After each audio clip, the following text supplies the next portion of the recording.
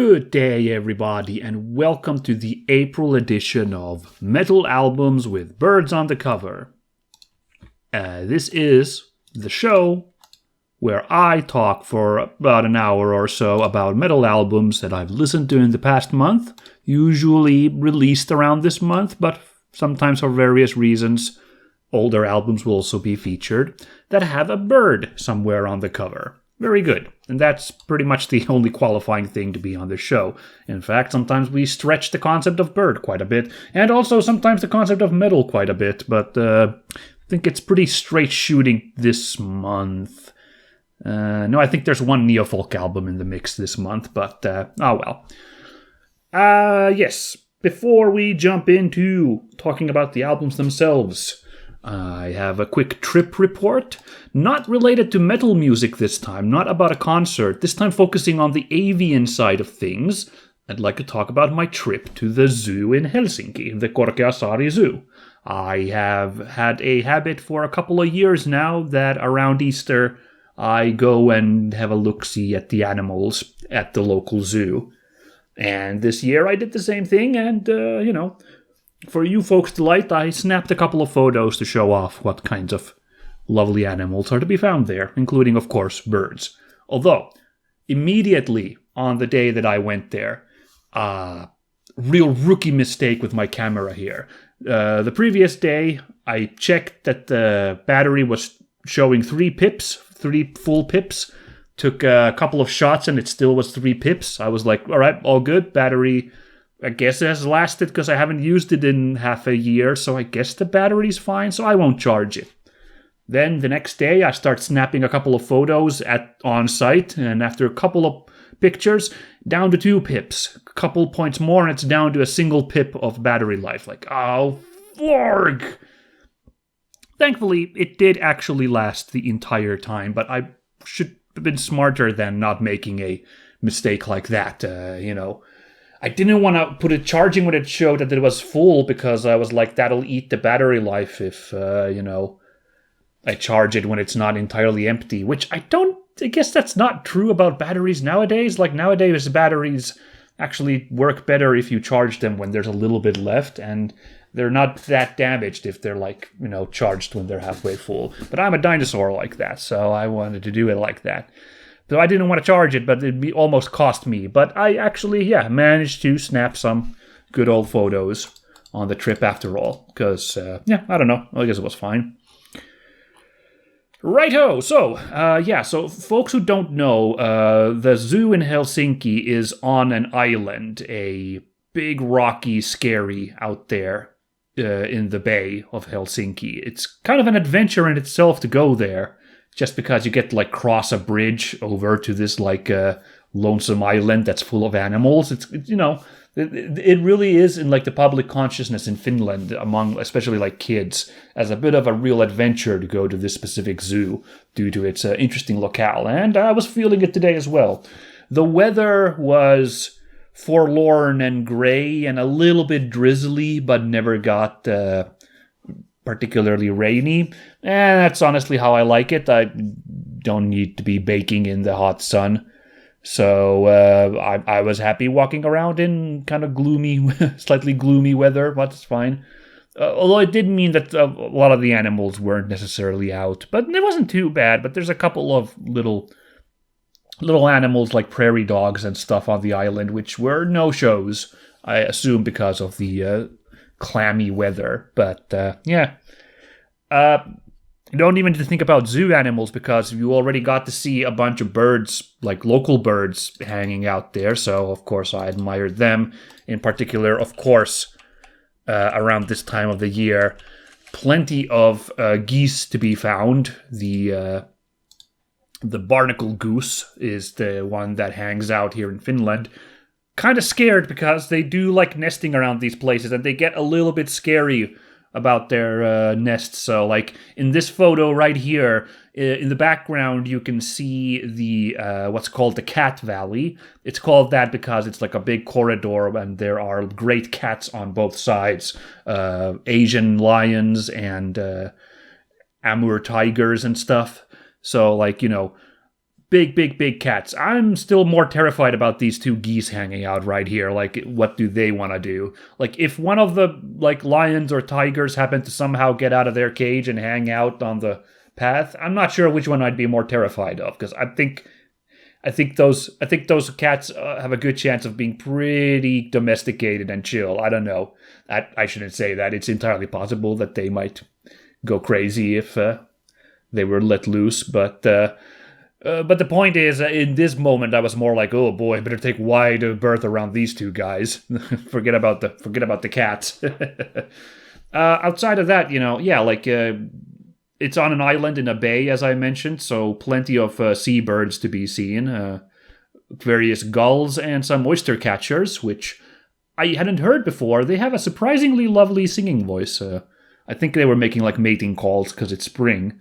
I'm used to seagulls, just making annoying cawing noises. I'm sorry. I know this show is supposed to be very pro-bird, but I am not a giant fan of that seagull scream. I've had to listen to it some amount. So it was a pleasant surprise to hear this seabird actually having a really sonorous call, this here oyster catcher. And, there were plenty of, local things in like magpies and crows are around there. But otherwise, and some little passerine birds like tits and I think sparrows, what you expect. But yeah. And it was kind of fun, like, the big Markhor area where you have a bunch of goats and similar mountainous animals. Like, the seagulls had taken over those hills pretty thoroughly. I couldn't tell if they were nesting or not, but they seemed to be living in jolly cooperation with the goats, so I guess it's fine. But yeah, most of the animals, I was pretty happy seeing them there. I got a decent percentage of animals visible there. They seem to be doing all right in the spring. The cat valley I mentioned, I was really lucky to see a couple of cats fairly well, because those are usually the best hidden ones. There's a Pallas's cat, not in the valley, but a little bit nearby, and that one I didn't see. And there's something other, like... it's called like a forest cat. I didn't see that either. But,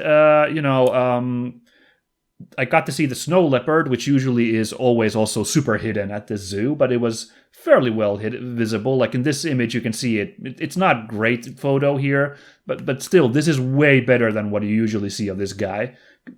Catching him napping on this cliff here at the top, it's hidden somewhere real good, or possibly indoors.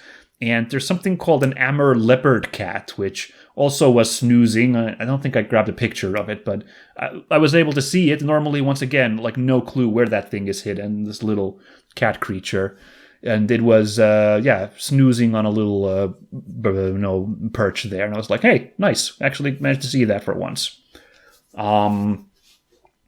The big animals otherwise were pretty much out there. You could spot, like, camels and bison and stuff like that.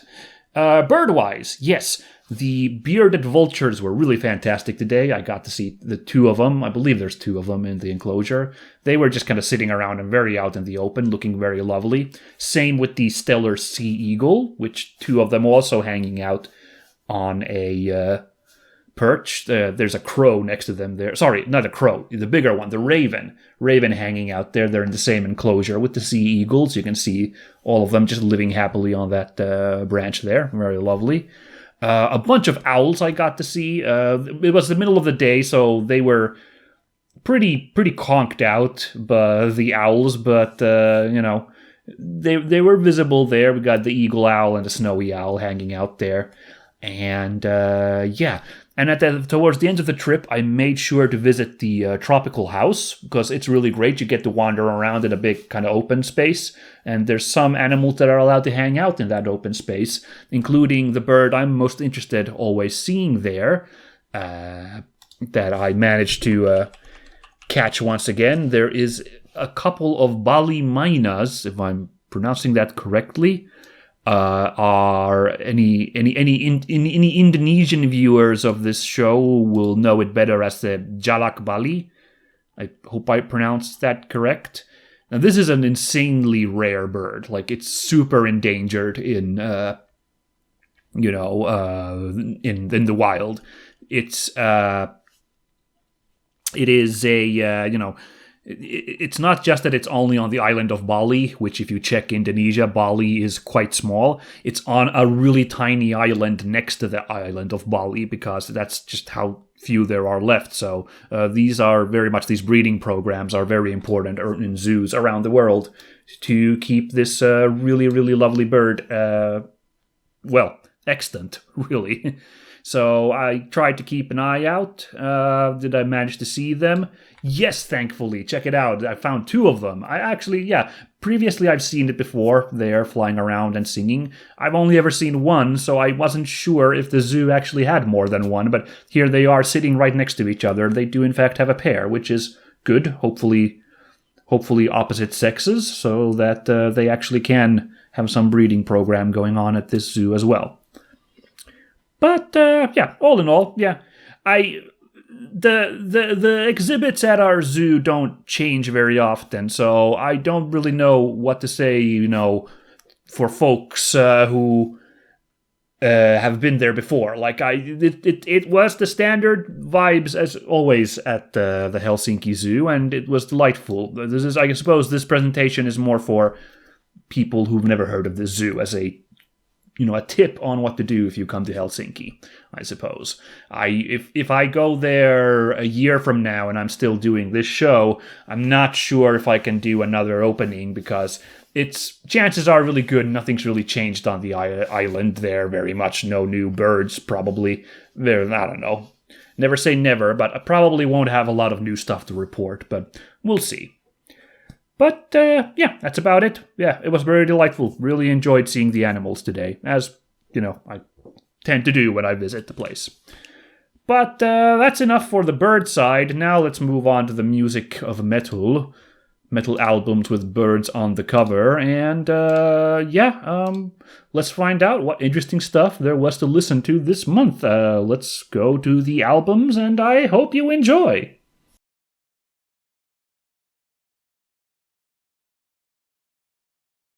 So let's kick off this month with the Australian atmospheric black metal band Autumn's Dawn and their 3rd album, We Lost Our Hope Along the Way. I can't say I have heard of this band before, but I am acquainted with one of the more famous Australian atmo black bands, which one of the members of this band is also a member of Austere, which is a pretty cool band that's, pretty well known in these circles. This is the lesser known side project by one of the members. Okay, sure. Okay, well, the bird, of course, is this crow flying around here. Its black silhouette against the really grainy sky. Interesting. I'm pretty sure this is a photograph. This isn't a painting. It's a photograph, but there's some really interesting filters put into it to make it look fascinating. I guess this image would feel a little empty without the crow flying there. Adds like a little bit of element of life. That seems to often be the theme with the lone bird flying around somewhere in the image, which, we've covered a couple of these by now. And this one's no different, honestly, in that sense.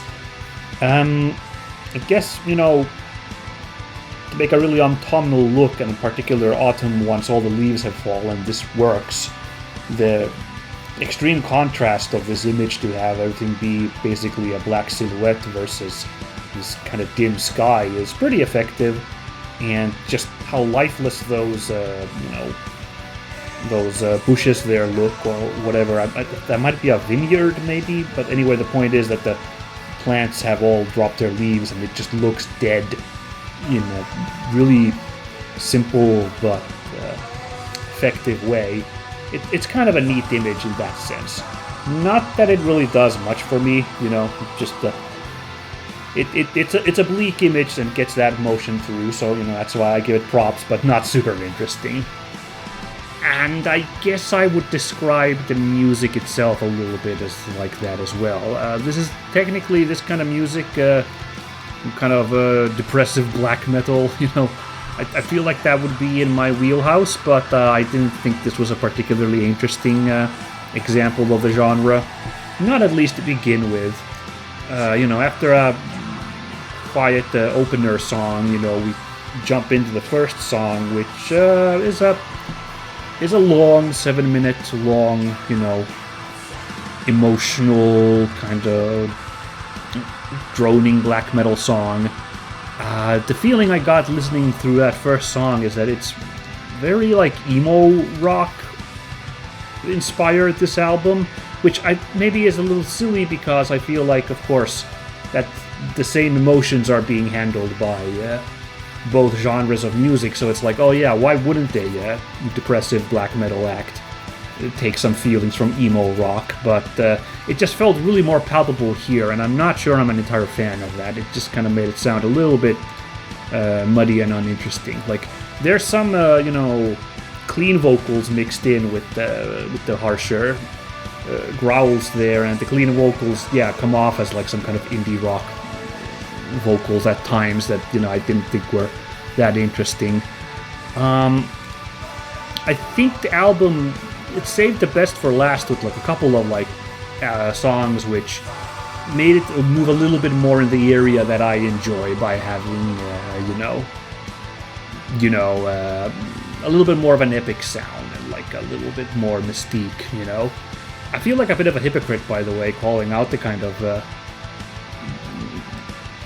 weak, non-harsh, clean vocals, because one of my big favorite bands in this scene, Unrequited, released their album this year, which I think is really good, and it also has vocals for the first time, and it does also go for emotional, clean vocals, and not just shrieking growls.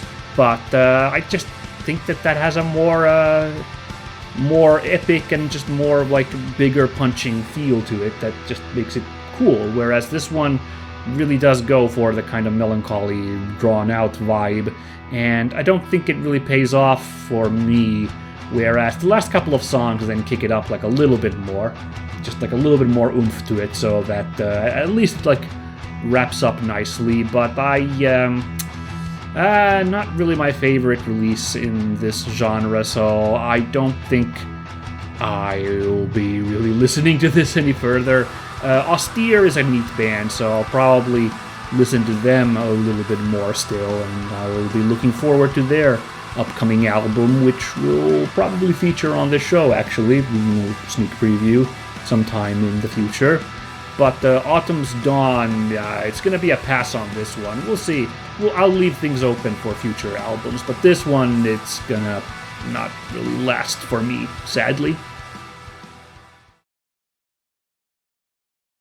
The next album is Crow's Flight, a Finnish sort of heavy, sort of power metal band, and their third album, The Dark Horizon. Okie never heard of this band before, but it's even called Crow's Flight, so bird theme is on point, and it's kind of an interesting album cover because all bases seem to be covered a little bit here in terms of bird representation. We have a bird there in the logo, the head of a crow there in the O, and then there's a bird skeleton too, which, well, it's a bird skeleton, so I guess I'll allow it on the show. It's there sprawled out dead center. And there's also, the requisite flock of birds in the background, so I think this is a safe candidate, even though all of these elements individually might be a little bit but it has to add up to be fine for the show, right? Come on now, with all these crows all over. This band really loves crows. I guess I'll say this, neither here nor there, but I thought it was amusing that, in fact, the band, I looked up the stats of this band, and they started out with a guy called Crow as the singer. He was on their first album. No longer part of the band, awkwardly enough. alright then, but I guess they kept on with Crow's Flight then, even though the singer is now somebody completely different, who is not Crow-themed as far as I can tell, but whatevs. Right, the album covers, it's kind of cool, like, I haven't seen this kind of sword and sorcery fantasy, like, art kind of look in a bit, specifically, like, really leaning in, like, a kind of comic booky look, you know, with this drawn lady here. So I kind of dig that, and the color choices are really neat with like different shades of green and then a little bit of purplish black on the figures in the center. It's an interesting mix of colors, and it's well balanced all together. So, you know, it's a pretty neat album cover. I don't know, maybe the juxtaposition of this bird skeleton, presumably crow skeleton, I would make a guess, just a wild guess here, everybody. I think its juxtaposition over this weeping lady here maybe looks a little bit odd, I think, the longer you look at it. But it looks a bit like slapped on top, you know? And the way that curls the spine over her, I don't know. But I think it's a minor quibble, ultimately. I think it's a fine album cover. I dug it. I dug the album cover quite a bit. How about the music, then? Well, it's got a really strong opening. It kicks off with a pretty jamming high-speed power metal song that I was like, yeah, it is pretty neat.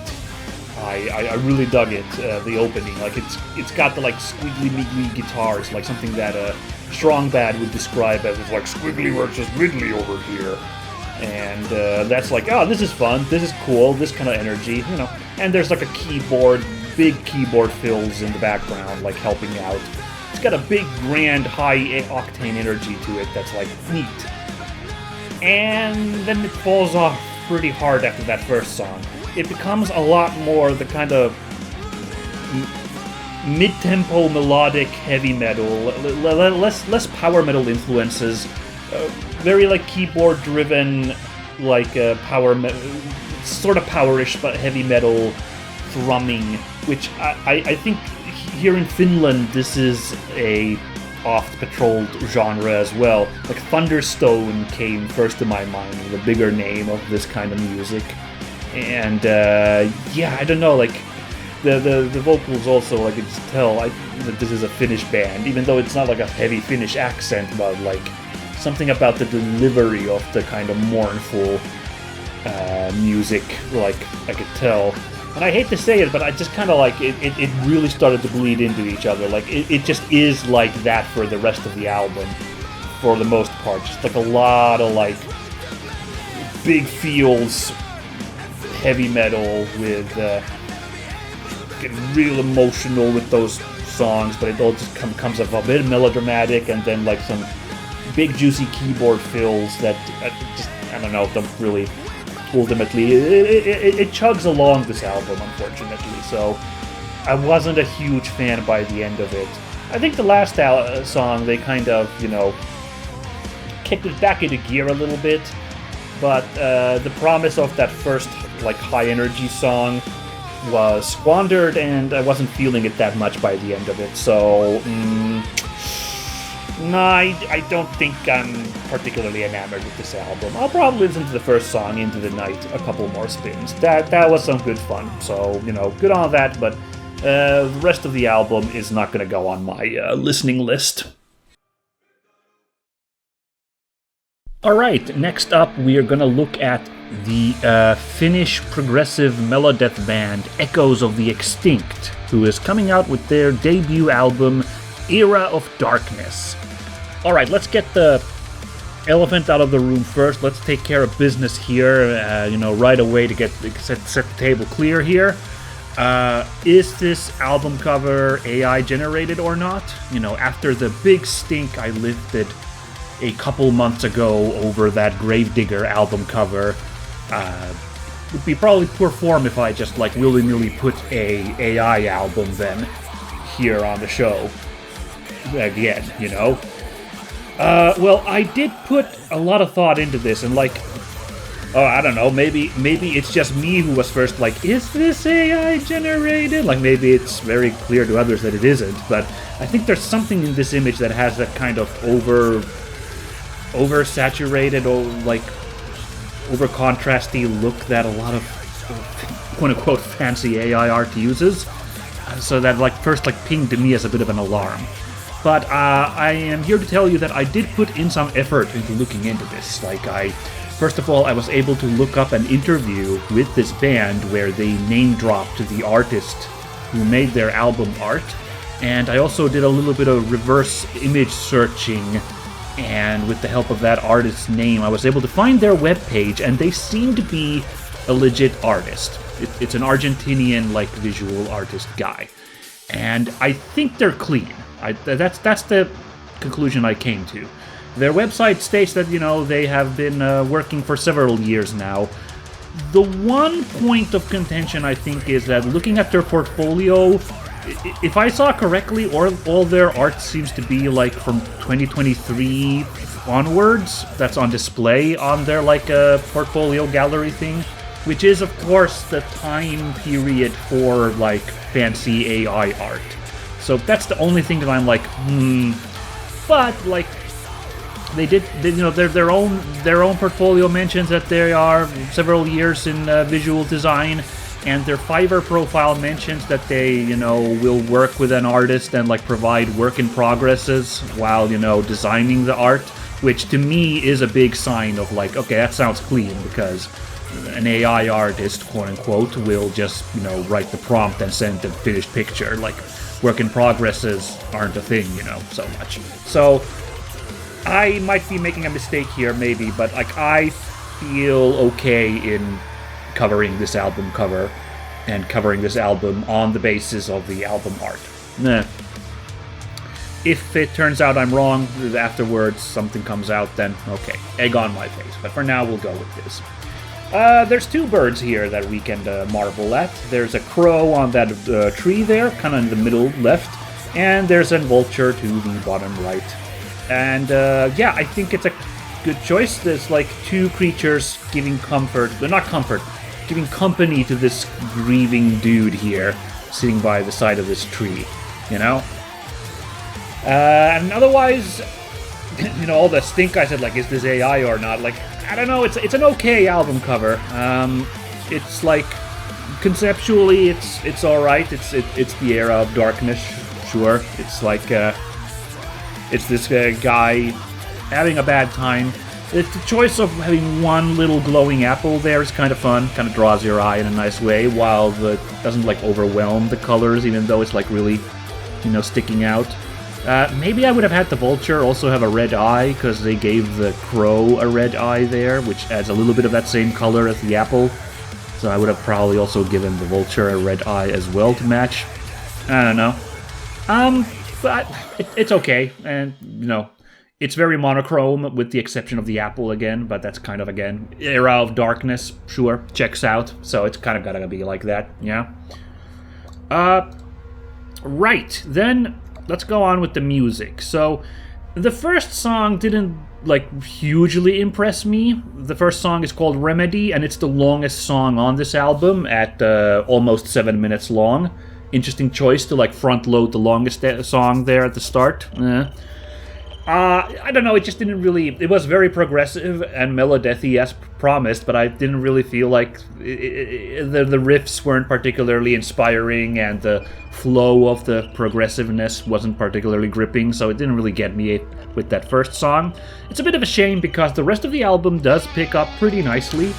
It builds up and builds up. Like, there's some simpler songs, shorter songs immediately after, which provide some juicy kind of classic, like, Nordic melodeth riffs there to enjoy. And then the last couple of songs get a little bit of little genty influences in there with that, down to, like, jamming, like, kind of strumming, repetitive guitar riffing, like, interesting. Yeah. I think there's lots of good stuff here, and if you like this genre, I think this is a fine example of it. I had a pretty good time at the end of it. The final song, as a contrast to the first song, ends with some really cool kind of big emotion riffing there at the end. after some, pretty, like, again, pretty genty, ominous, like, hard pounding guitar work to begin with. So it's a really nice trip, and altogether pretty cool. So yeah, this won't impress anybody who isn't a fan of the genre earlier. I don't think. Like it's pretty similar to other examples of this Nordic melodeath, but I thought it was pretty well done. Oh, and the vocals are fine. It's also, again, what you kind of expect, the kind of guttural growls that sometimes go a little bit higher than you might think, you know? Altogether, pretty cool. I'm happy I listened to this. Happy I bit the bullet and decided to listen to this, and kind of was like, and decided. And it's pretty good. So, good job on that front. Next up, we have another delightful example of power metal from the promised land of power metal. It is Elvenking with their album Reader of the Runes, Luna. So this is Elvenking's 12th album altogether, and this is the third in a trilogy of Reader of the Runes albums. I will have to confess that I haven't listened to this band really before. I did try to listen to the previous Reader of the Runes album, not really the album. I listened to like a couple of singles off of it and didn't quite get my fancy, so I can't really comment on this larger trilogy. I'm jumping in very late here. You can consider me the clueless fan jumping in on like, Return of the Jedi or Infinity War and trying to be like, what's going on here? So I almost, I didn't really overlook this. But what I mean is I had to put a lot of effort here to find the bird. And the only reason I did that was because both of the previous two Reader of the Runes albums do feature birds on them rather, clearly on them. So I was like, oh, well, there has to be a bird here on the final one as well. Or latest one. I don't actually even know if this is the final. Maybe they're like, hey, we can make a quadrilogy or something even bigger. Anyway, point is, I was like, hey, there's gotta be a bird on this album cover, and it is there, and it is really hard to spot. So if you haven't figured it out yet, to the right of that ghost girl in the middle, to the left of the, kind of Geralt-looking guy walking away. So between them, on that tree branch, a single crow sits there. So there you go. This is really an example, one of the biggest examples on this series so far of an album where the bird is really just kind of, nominal. It's just a, it's just a formality that we're featuring it here on the show because the bird really doesn't really add much to the image. Unless, again, there is some theme with the fact that the Reader of the Runes, I think, is the guy on the previous album covers, and I think it's the same guy walking away there, is accompanied by birds, so not having the, crow there would have been an oversight in that sense, but, okay, again, thinking just, I don't know what's going on here, really, it's not a big, this image would have worked just fine without the bird there. And, in general, this image is cool. I'm still not entirely sure what's going on here, and I will admit that I didn't really read the lyrics all that carefully, so I don't know if it is explained what happened here, but yeah, there's this ancient site of dead medieval guys, skeleton dudes, and there's a sad ghost girl, and then this dude's walking away from it. Now that dude, like I mentioned, there's a discarded cloak and a staff next to him. And on the previous album covers, there is a kind of druid-looking guy wandering around with this staff and cloak. So I think that is the Reader of the Runes. And I think he's done with his business, so he's doing that whole Spider-Man's costume in the trash can walking away thing. So I guess his mission is done. He was trying to find this scene. There is a girl, but not a ghost, just a girl on the first Reader of the Runes album cover. But she's definitely corporeal, she's not a ghost, whereas if it's the same girl, now she's become a ghost who's floating over here. Like I said, I have no idea what's going on here, conceptually. He didn't kill these people, they've been moldering here for ages and ages. You can see they're overgrown with plants and stuff. So that's definitely not the case. So this reader went on this quest to find these dead bodies, and he's like, my work is done. And the girl died at some point, but like her ghost carried on.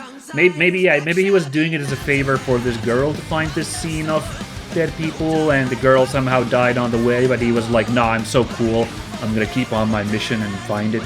Okay, look, the point is I don't really get what's going on here, but I can't deny that this is a really cool album cover. Like, come on, it's really lovely painted. The color work is here, really neat. The glow of the girl on the skeletons, and just overall all the little details on the dead skeletons is neat. The forest looks really beautiful.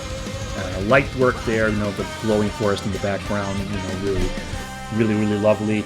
That little river coming from the woods is a little hard to spot. It could have maybe had a second pass on like drawing that little tiny creek coming down from the woods. That's about the only complaint I have that wise. So yeah, kind of crummy for this show because the bird is again just a little tiny thing there, but I do really like this album cover. Okay, well, let's go on with the music, shall we? I think it doesn't start super strong, even though for the purposes of this album, purposes of this show, the album has a great first song called Season of the Owl. Yeah.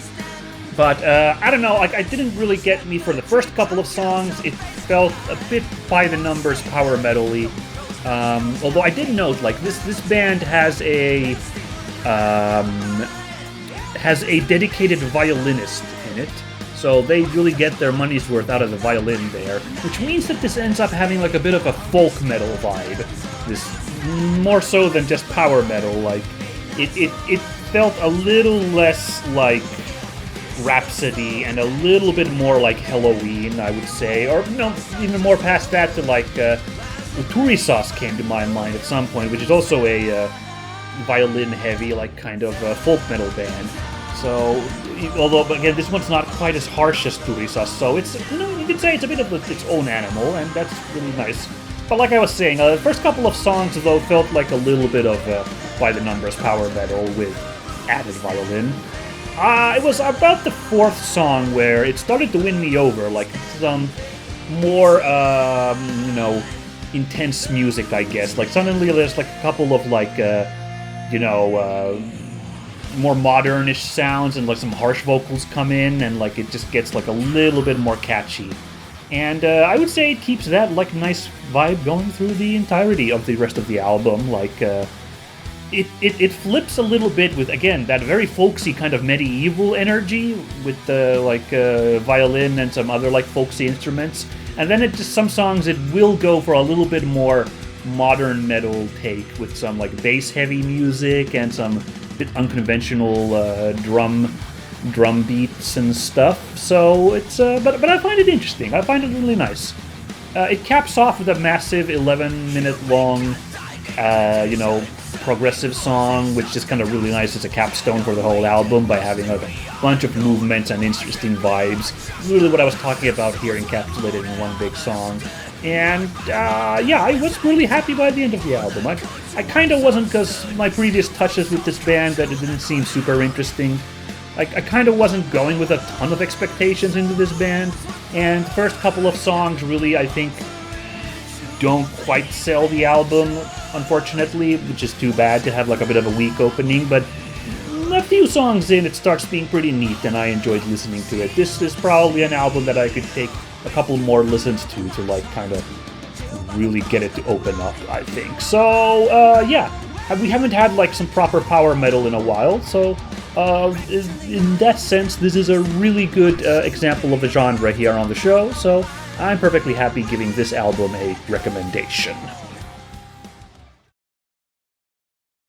The next album we will be discussing here is The Howling Void, a one-man funeral doom project from Texas, with their 9th album, The Glow of a Distant Fire.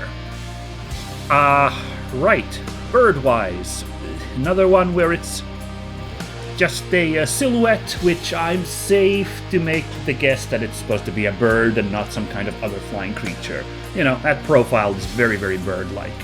In this case, I think could safely say it's also some kind of bird of prey. I'm pretty sure that's a raptor from that big shape there, you know? It seems more like a bird of prey than, I don't know, the requisite flock of ravens that is so popular in these silhouette of bird in the background images, right?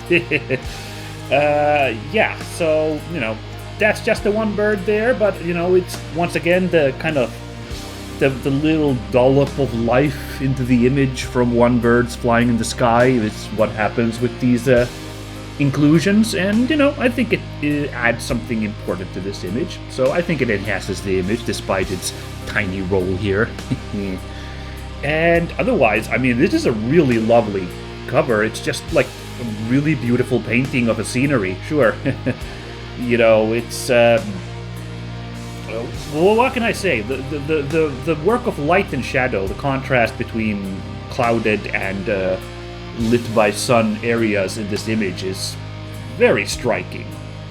You know, you can see the hole in the clouds where, you know, the edges of the clouds around this this gap are lit up, and then you can see that valley at the bottom, which is also lit up very nicely, and then just, you know, the shadiness of that faraway area, and also this mountainside here close to us.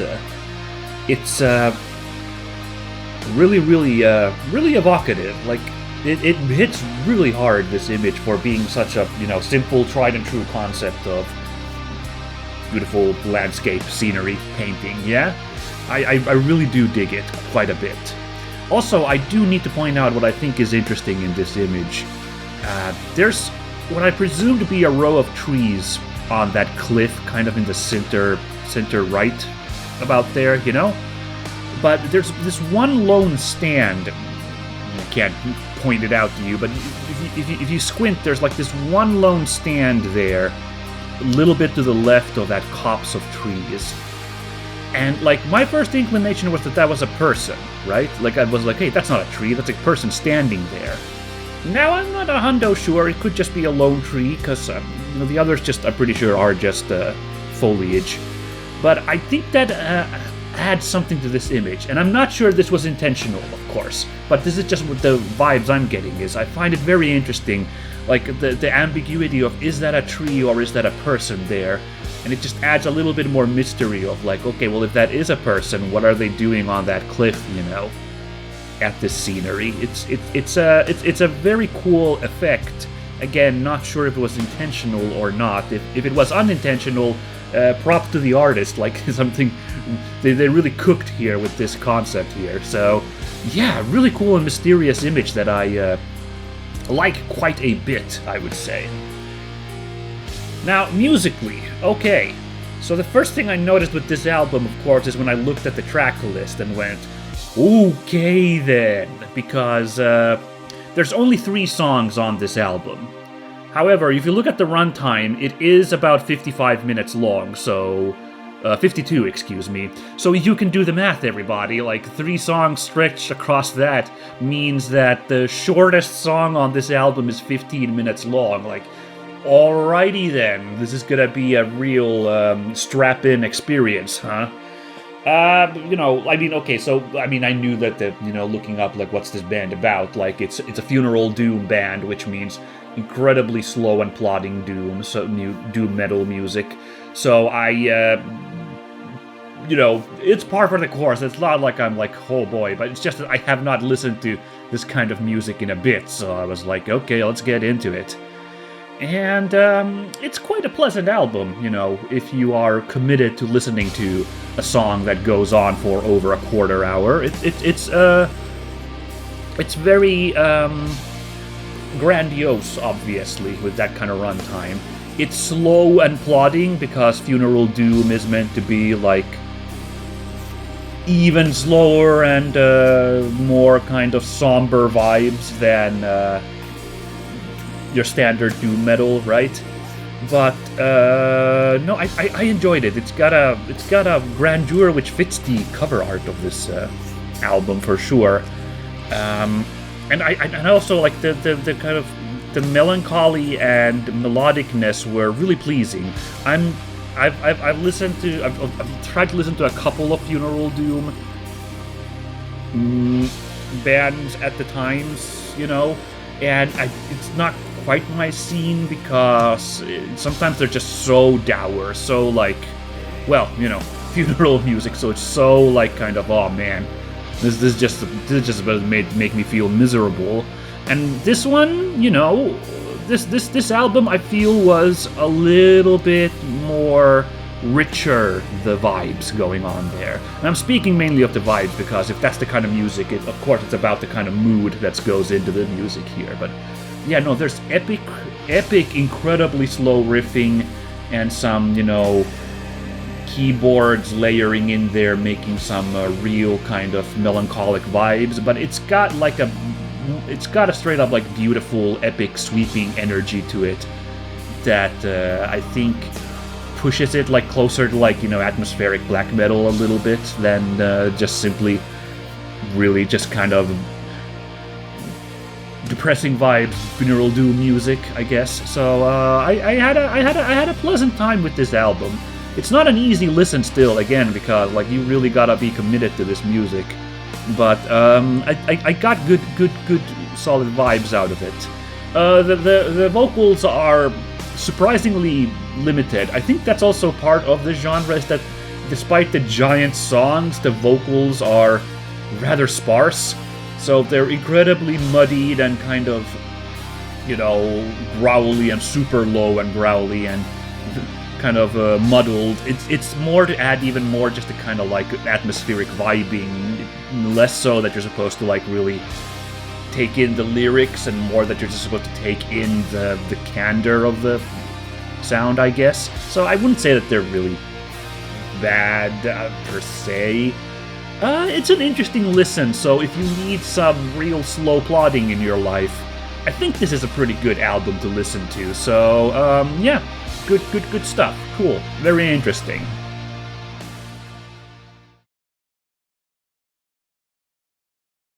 Our next album is In the Woods, and their 7th album, Otra.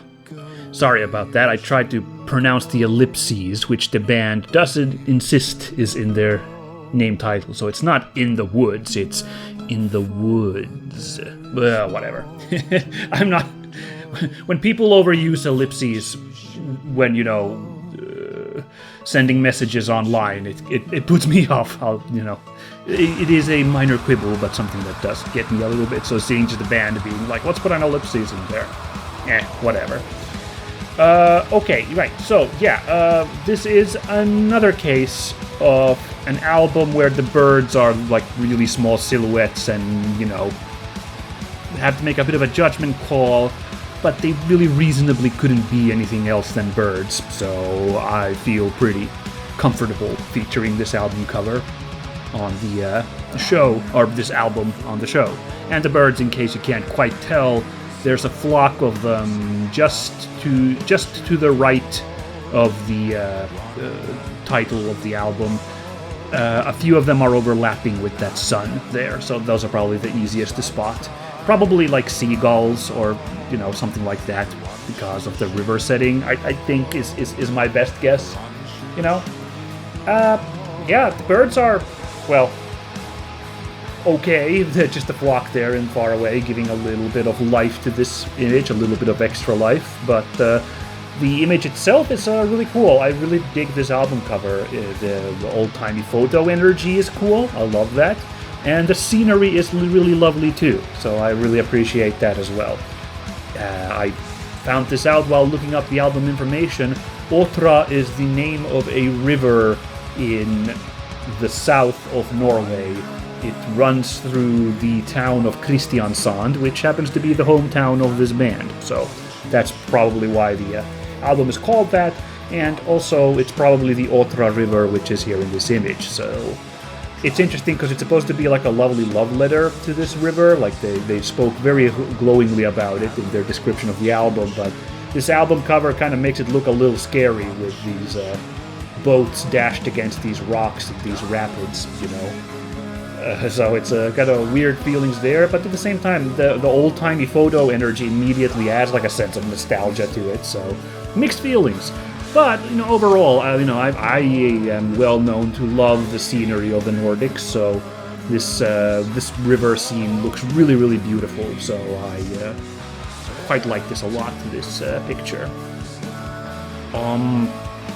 Yeah. So musically, I'm not sure what I was expecting. I think I had this impression that this band was going to be more intense, more of a black metal band. It does have black metal mentioned as a genre when you look this band up, but also gothic metal, and I think the gothic elements were actually stronger on this album, so yeah, take that for what it's worth.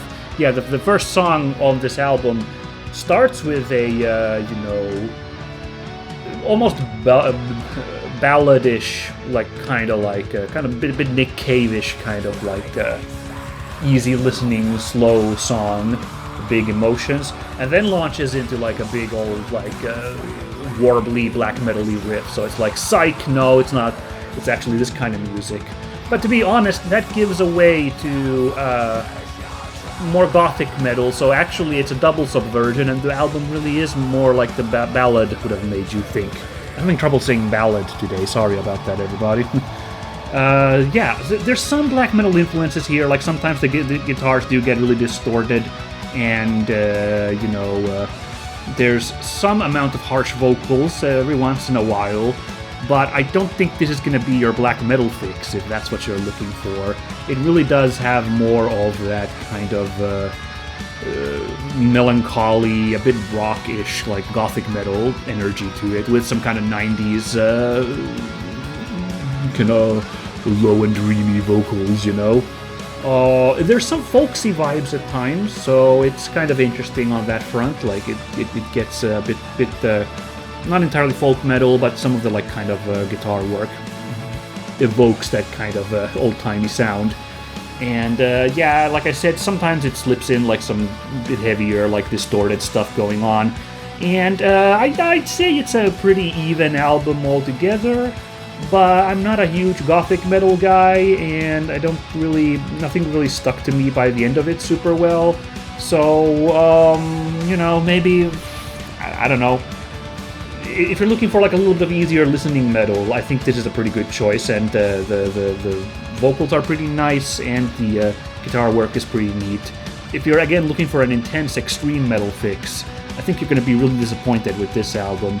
I'm just left feeling like, well, it was good for one listen, but I don't know if I will be checking this album out again in the future. But yeah, it was a good one listen through. Pretty interesting. Enjoyed it. Yeah, sure.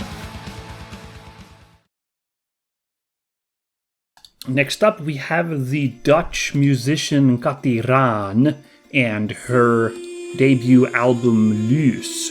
Now, this actually is 10 years old now. It was released under the band name Leaf. But I guess, for the 10th anniversary, it's getting a re-release now under Kati Rán's own name. So, yeah, this is the neo-folk album of choice for this month. So this one's the corner case. Does this really count as metal one? So feel free to jump over this one if that's not your cup of tea. But we're going to talk about this anyway, so there we go. Right, well, very obvious bird on this album cover. This is just a big old owl flying through the air there. At first I actually thought it was a snowy owl on account of the stark white color. I think that's just a, artistic coloring choice. The more I look at it, face shape makes me think more of a great gray owl is my actual suspicion. I don't know.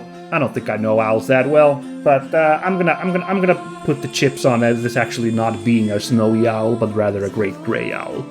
So there you go. It's cool. Love to see a good owl in a album cover, especially featured so prominently, so pretty happy with it. The wing looks a little funny, from our point of view, right wing, so the owl's left wing.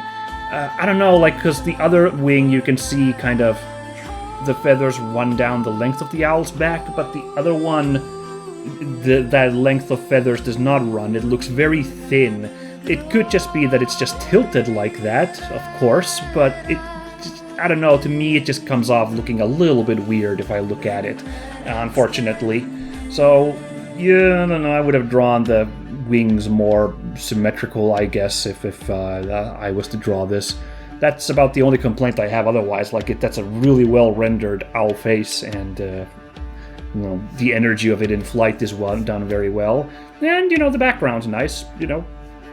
The trees are surprisingly hard to draw, I feel like. So I think a good job was done on realizing these. This one, I don't know. I guess these are birch trees, but again, the art style could mean that they could be something else. But yeah, I don't know.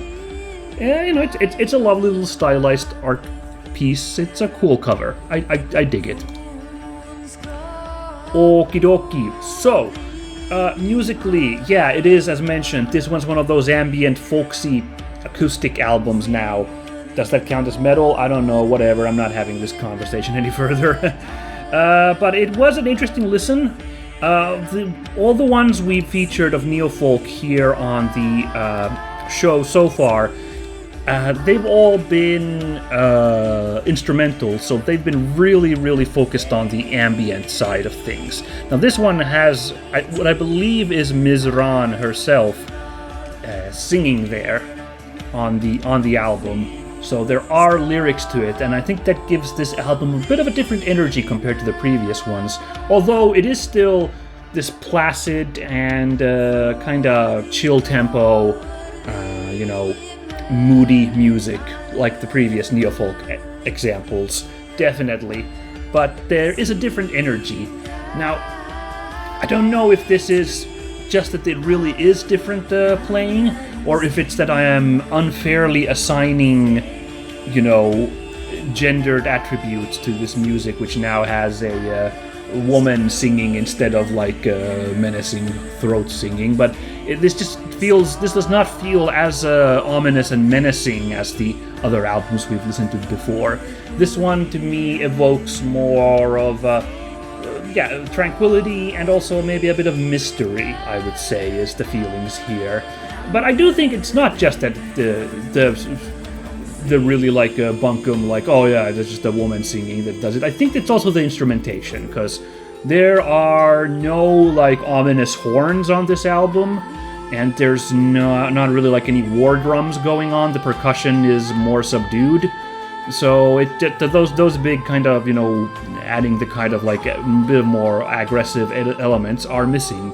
With the exception of at the end of the album, there is a couple of songs that then pull out those stops. So like I was like, okay, here we go, when those started playing. And I do believe like at least one of those songs is made in collaboration with some members of Howling. So that'll explain that, yeah? But yeah, otherwise, yeah, no, the instrumentation is still folksy for sure. So it is, it does have like kind of an old-timey fiddle going on, and the percussion is kind of simplistic, like sounds a bit woodblocky, and there is like a mouth harp at times playing. So it definitely has a medieval, old-timey, folksy vibe that prevents this from just coming off as like some kind of Enya album, which interesting. But if I picked one of the more ethno music sounding Enya songs, and I was like, well, here's this example of folk music, would that pass muster anymore on the show, or would that be a bridge too far? Probably, but I'm just musing here, like where does that line exist then? I don't know. But anyway, yeah, so anyway, this is definitely has the folksy energy still, this album, even if the energy, the mood is different from what we've listened to. And I think I really like this, compared to the previous neo-folk albums at least, or the kind of like dark folk albums. This one, I think, I enjoyed it a little bit more. It's still, I don't think I will be much listening to this, but like after this review, but I enjoyed this listening, and there is some catchy stuff. There's a couple of where the speed picks up a little bit more around the midpoint of the album, of the songs, and those were kind of neat. So I don't know, I'm not sure how to recommend these folksy albums ever, but this one could be interesting to take a look at if like these acoustic folksy trips have seemed interesting to y'all. So maybe check out this one as well. I don't know, it's pretty neat. Alright, this next album is pretty hilarious, starting just from the name of the band. This is the UK stoner band called Pigs, Pigs, Pigs, Pigs, Pigs, Pigs, Pigs. Or, I suppose more colloquially, it's just Pigs times 7, because that's really hard to say, that band name. And this is their 5th album, titled aptly Death Hilarious. So, yeah, the bird is pretty easy to spot here, and I really love it in all this chaos. It's that eagle there to the top left, and out of all the like madcap animals in this album cover, I think the eagle might be my favorite. Not just from the not just the it's a bird modifier providing the extra little bias, but also it just seems the most appropriately shocked by what the hell is going on. Like everyone else is pretty chill with the massacre, but this eagle has an expression of like, oh my god. But it's a really it's a trippy album cover and quite crazy, so I do quite like it a lot. It's an interesting art style. That inexplicable skull monster thing on the middle left really looks like some kind of like, I don't know, kind of like East Asian, like kind of Buddhist art is what comes to my mind. So in some sense, this looks like some of the more like brutal Eastern Asian religion art style, which shows like people being butchered in hell or something, like kind of the vague energy here. Maybe it's just that skull that gives me that energy, but yeah, no, it's an interesting idea. You can see that the monsters are kind of massacring each other there. They're ripping each other apart, but then there's all these heads of humans being ripped apart there in the middle. So is that like some kind of metaphor about how like we as humans are powerless against the chaos of nature? Or is this just a trippy like throwback to, like kaiju films? I don't know, you be the judge, but altogether I have a good time just looking at this thing. The weird pink thing at the bottom left is my least favorite thing. It could have used another pass, because I, for the life of me, can't figure out what that's supposed to be. Like, it's got a weird snout tooth thing kind of ripping in the middle, and then it's got like maybe eyeballs between those like blob tentacle things. Like the rest of the creatures I can sort of kind of understand what's going on, but that one really bothers me. Not to mention that crocodile thing's snaking tongue is crisscrossing over what appears to be a black tongue that the pink thing itself has. So yeah, I don't know. I wish some other creature had been drawn in the bottom right. But apart from that, fun stuff. Music itself, quite crushing stoner, this one. And maybe it's not quite exactly my vibe in that sense. Maybe I'm a little bit more for some good vibe stoner music, but this one is like, really distorted and down to like crushing guitars. Just it feels 10-ton heavy, the music here. It's pretty like slow and plodding and methodical. It starts with a pretty groovy riff, but then the second song immediately just like, just feels, just like drowning in syrup, basically. And it's a cool vibe ultimately, but it's a bit exhausting listening to this album, even though it's only about 40 plus minutes long. I think around the halfway point they toss out their longer songs, so there's a 7-minute track called The Worm, which starts out with some groovy like riffing. So I think I enjoyed that a little bit more, but otherwise, no, I think it's a pretty good example of a genre, but it's a bit chugging for my tastes. I don't know, maybe I'm a bad stoner connoisseur, but this one is a little bit too crushing for my taste altogether. I'll probably listen to a couple of the songs again, because there were some, fun riffs and a little bit lighter fare music there, but yeah, I don't know, not exactly my vibe. Pretty interesting, but I think it's not gonna be on my wider rotation of music I listen to. But interesting for sure. Had a good time listening to it once, so might be for the stoner fans out there.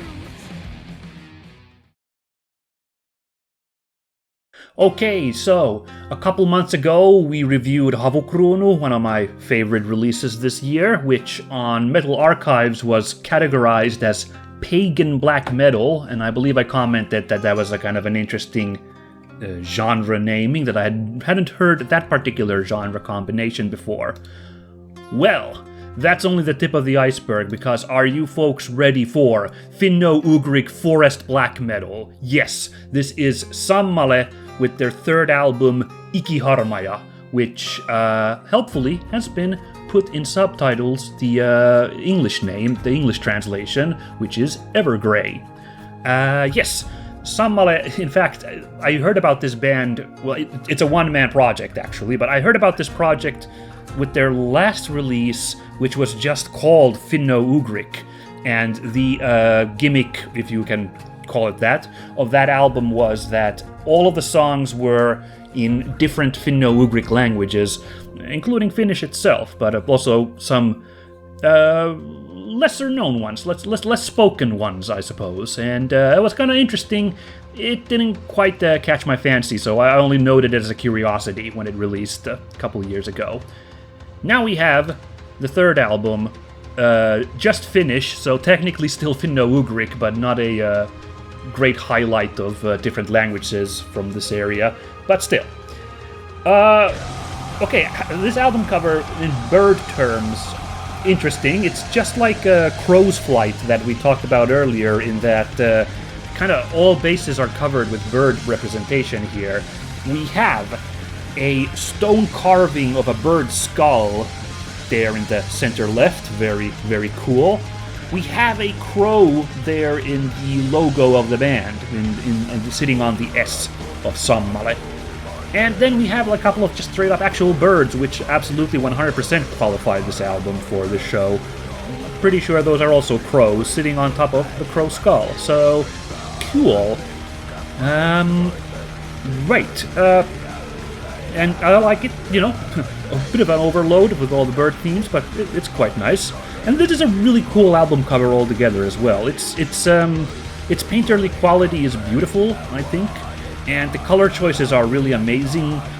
This is like, you instantly can feel the autumn coming through this cover, because the oranges has been used so strongly here, and the desolateness just comes through. I like the background, even though at first I thought that it was a snowy wasteland in the background, so it's like some kind of dichotomy between autumn and winter. But looking at it more carefully, I think it's just more of a fog-shrouded forest in the background. But I think I actually like that more. It just makes this look a little bit more mysterious, this scenery here. So, yeah, this is an album cover that I like the more I stare at it. It's just a really beautifully drawn little nature image here, with great color choices and great form on the plants, and just altogether super neat. I really dig it. Right, now musically, yeah, so I mentioned that the previous album didn't quite grab me. Well, I'll confess I didn't listen to the entirety of it, but I listened to a couple songs, but those didn't grab me enough to listen to the entirety of it, unfortunately.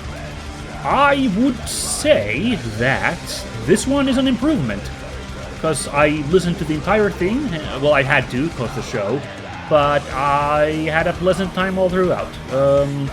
It's like kind of very warbly atmospheric black metal. It does lean very heavily on like blast beats, especially at the first half of the album. But I think there's a real kind of strong kind of melancholy, but also grandeur that matches the album cover, And I think it's really, really pleasant. It's like it's a little bit more ambient of an album, so like there isn't like a standout like oh my god song on it. I wouldn't say so much like like a lot of albums I've said that they didn't like like really hook me, and I guess you could describe this in the same way but this one just was nice to listen to basically throughout. The fascinating one is the middle song, Karjalan kunnailla. Now this is a very kind of famous Finnish folk song from like 100 years ago. Kind of a very like Finnish identity thing, that song, I suppose. And it's pretty interesting to hear a black metal cover of that. So fascinating, definitely. Had an amusing time listening to that. Yeah, overall, just kind of somber views of Finnish mindscape in this going on. I feel like just kind of haunting and interesting. I do have to ding it a couple of points for the vocals.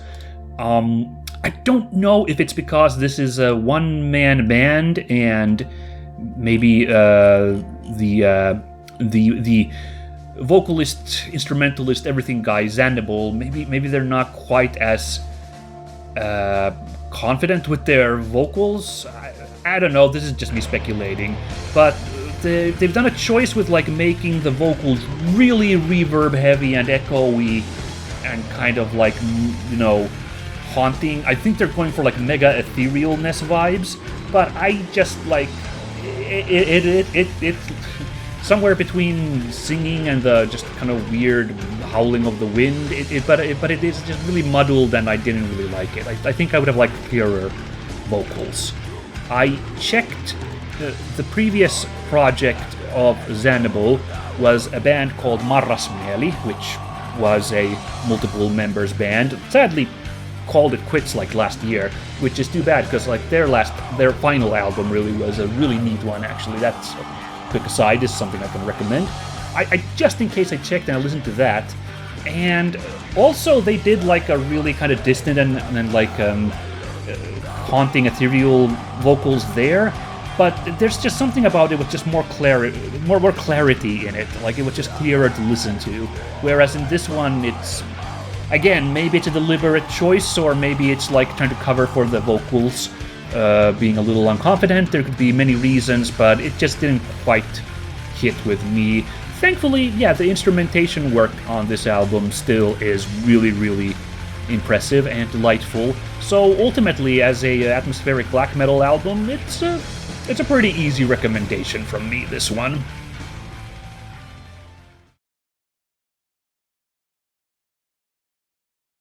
We'll close this month off with the UK-based atmospheric black metal band Wolvencrown and their second album, Celestial Lands.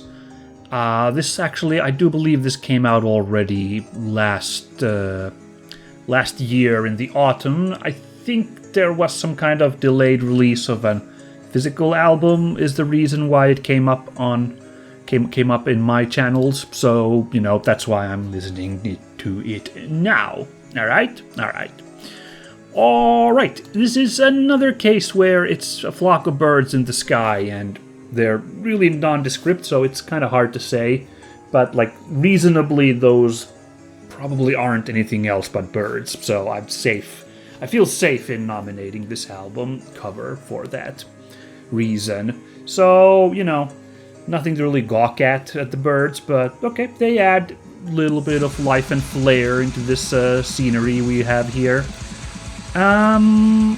It's a pretty good album cover. Maybe the favorite thing I like is that it's got that oil canvas look to it, like you can kind of see the kind of scraggliness of it being painted on a canvas. Whether that's real oil painting or just some kind of digital effect. Immaterial. I like the kind of old-timiness, the kind of little patina-ish feel it puts to this image. Also, kind of interesting color choices. I like the greenish lake, and then the very pastel-y, salmon-y sky is curious, and some blue in the middle, so it all works quite nicely. It's a surprisingly big riot of colors here, but it still manages to feel muted So it's quite nice on that front. And it's just a nice scenery, but I think I talked about this when we talked about Sear's album back in February, that these kinds of enchanting vista landscape shots are really, really typical in this genre of music, so it's hard to get like super hyped for these, and it's a little bit of the same case here. Like, it's very well done, of course, like, and it's very lovely, but I don't know, and it's not blowing my mind. I guess that cloud effect on that mountainside is very neat. But the thing that takes me a little bit out, I can't tell if this is a good or a bad thing, is the torch that this guy on the bottom left is carrying. Because it's really jarring, the red glow there, And I can't say for sure, is it like a good thing because it draws your eye really hard and like makes you notice this guy here at the bottom? Or is it a bad thing because I really do think its stark brightness kind of clashes with the pasteliness of the rest of the image. I don't know, but I think since it's making me like wonder this, I think it might have been a bad choice. The color. I think you could have noticed this guy even without the torch light there to draw your eye. Musically, it wasn't particularly interesting. Nah. I mean, this should be the genre that I'm really into, this kind of Atmo Black, but it's kind of like a couple of albums I've listened to lately, in that, it just didn't leave much of an impression. Like, it's got a kind of melancholic and downturned vibe to it all throughout, as you might expect from black metal.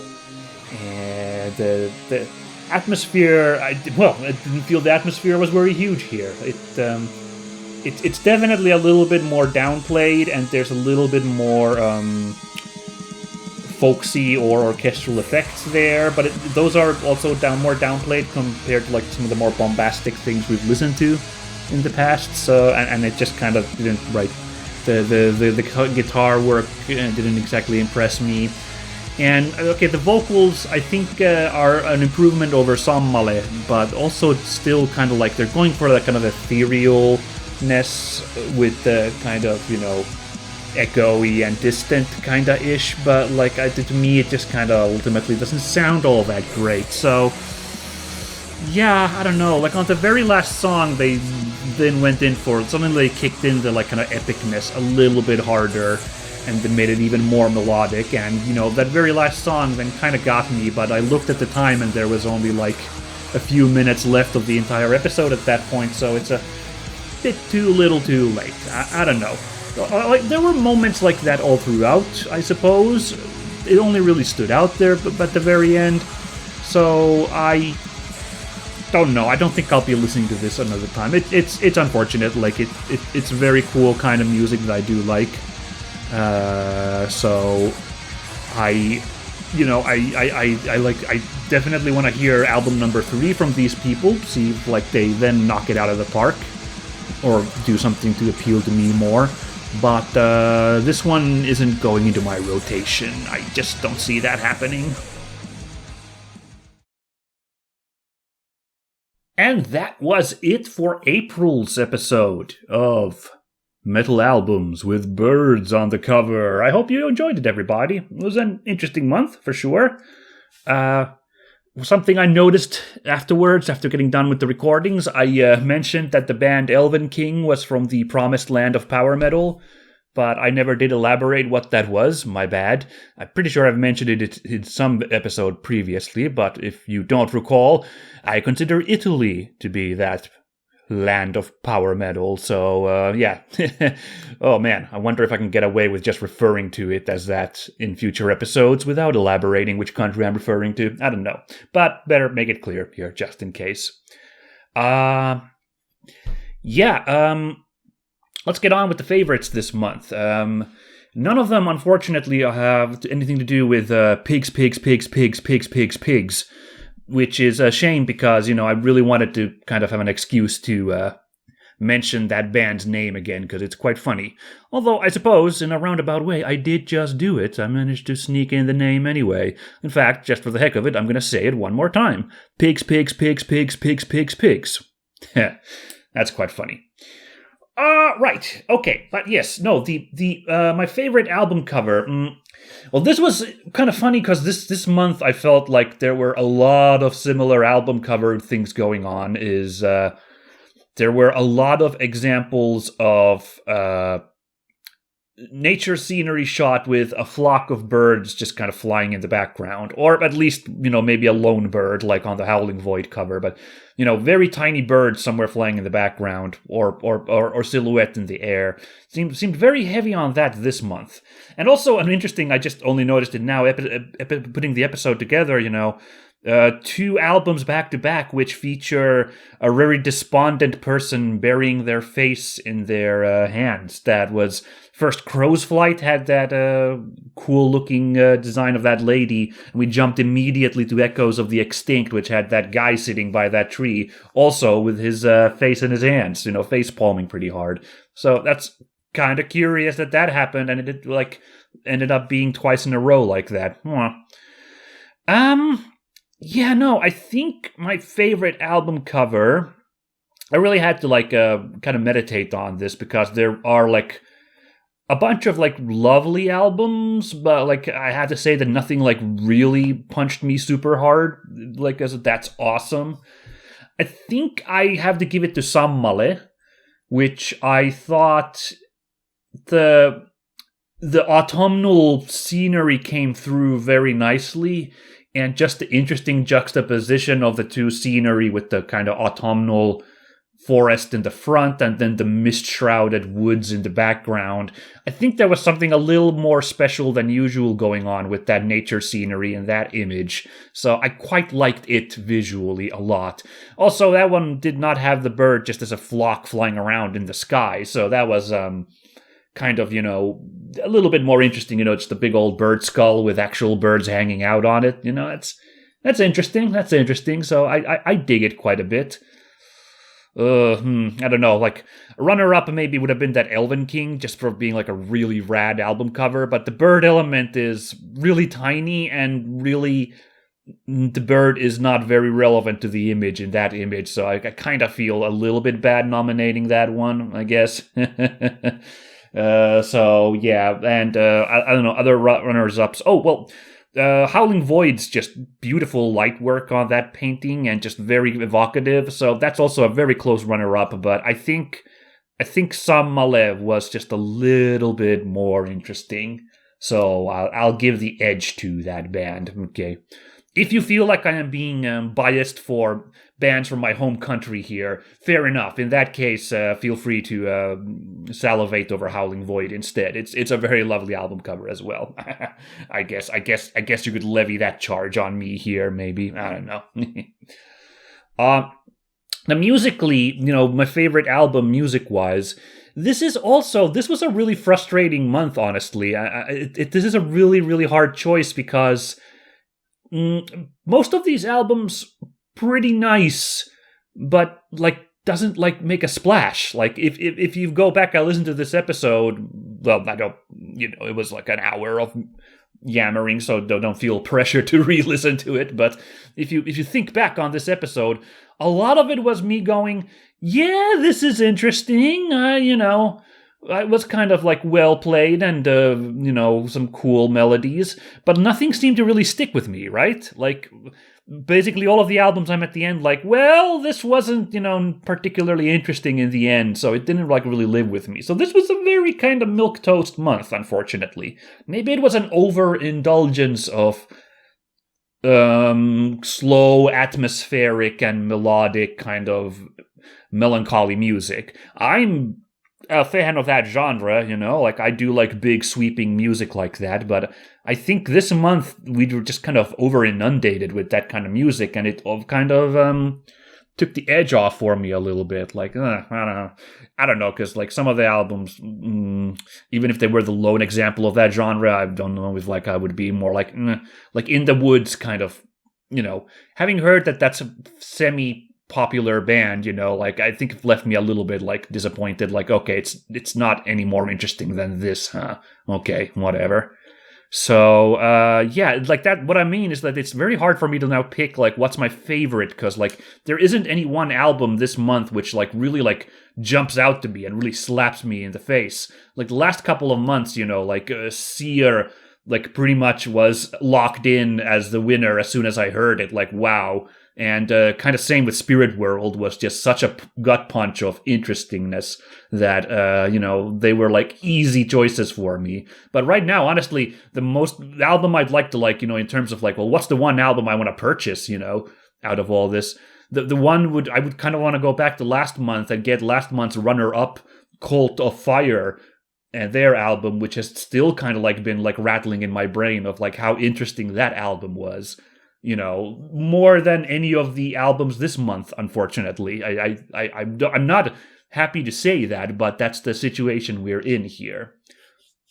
But, again, looking at this month, if I needed to nominate my favorite album this month, I think I would actually give that to Elvenking, which I poo-pooed a little bit there a moment ago with the album cover. But I think musically, Elvenking was the most interesting this month. And I think it's kind of also just being a little bit elevated by its competition. By what I mean is that it was the only example of this like really rollicking and like, multifaceted power metal this month versus, again, the just droning expanse of slower, doomy, black and melodic metal, I think Elvenking, stands out of this crowd, and like I kind of enjoyed it for that. But it also, I have to admit that it like positively impressed me. Like after, as I mentioned, trying to listen to the couple of other Reader of the Runes albums, like I listened to a song or two and was like, nah. Now I listened to this one in its entirety, and there was a really good variety and just really impressive melodic power metal strumming there.